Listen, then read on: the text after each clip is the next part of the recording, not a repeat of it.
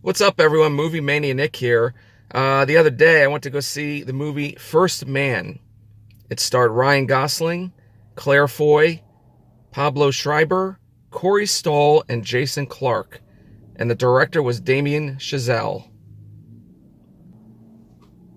So this movie is basically a look at the life of the astronaut Neil Armstrong and the legendary space mission that led him to become the first man to walk on the moon on July 20th, 1969.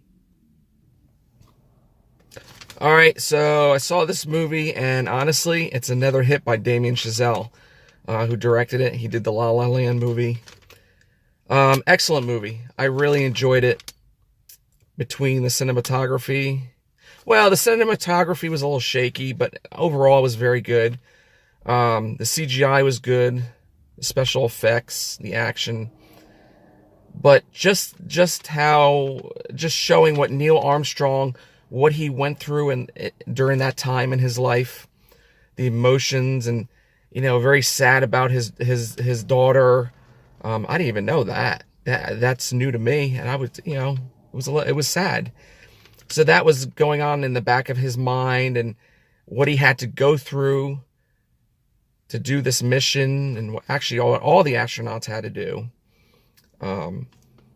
It is an emotional film, but it's a very not shocking, but mind-blowing experience of what all these astronauts they had to go through, and what Neil Armstrong was going through with his life, and the people dying in his life, and how they showed or told of how the other astronauts died. Because this was basically one of the first missions of the testing and stuff like that. So it's amazing what they showed and what they went through. It really is. I think all the actors and actresses, they did very well, especially Ryan Gosling playing Neil Armstrong. He did excellent. Claire Foy as his wife. I think she stole the show. She was amazing.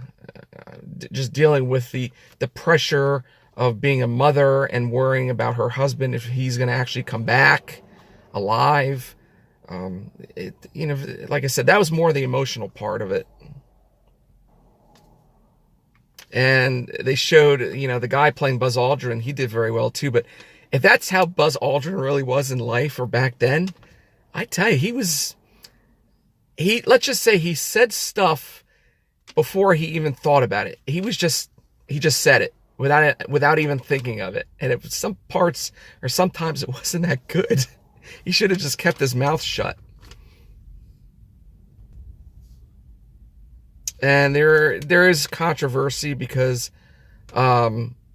with why didn't they put the flag on the moon at the time in the movie? And basically, I think they said that it's a cultural thing and this and that, and also there were rumors too that this was fake, because they actually said they filmed this because they actually wanted to beat the Russians, that they would want to be the first mankind on the moon, the Americans on the moon. So they said, they filmed it, this and that, so they would show off the Russians and this and that, and who knows. I think that I think that actually happened. I think he actually did land on the moon. Also, I like how the camera worked. Well, like I said, with the cinematography, how they actually showed, and there was a lot of, it was slow pacing at times, but I like how they showed what it was like to be in the cockpit, or in the lunar station thing, whatever you call that. Also, when he's in the spacesuit, they actually show you what Neil Armstrong is seeing, and you can hear him breathing, but they showed the camera just focusing how he stepped onto the moon when he's climbing down the ladder and stepping foot, and the heavy breathing. So this is what it actually looked like at the time. That I liked. That was very good. But overall, I definitely highly recommend to see this movie. Like I said, it's a good learning experience for a lot of people out there. I enjoyed it. I had a blast. It was a good film. Now it's time for fun facts. Some of the voices heard in the film are actual recordings from the space program.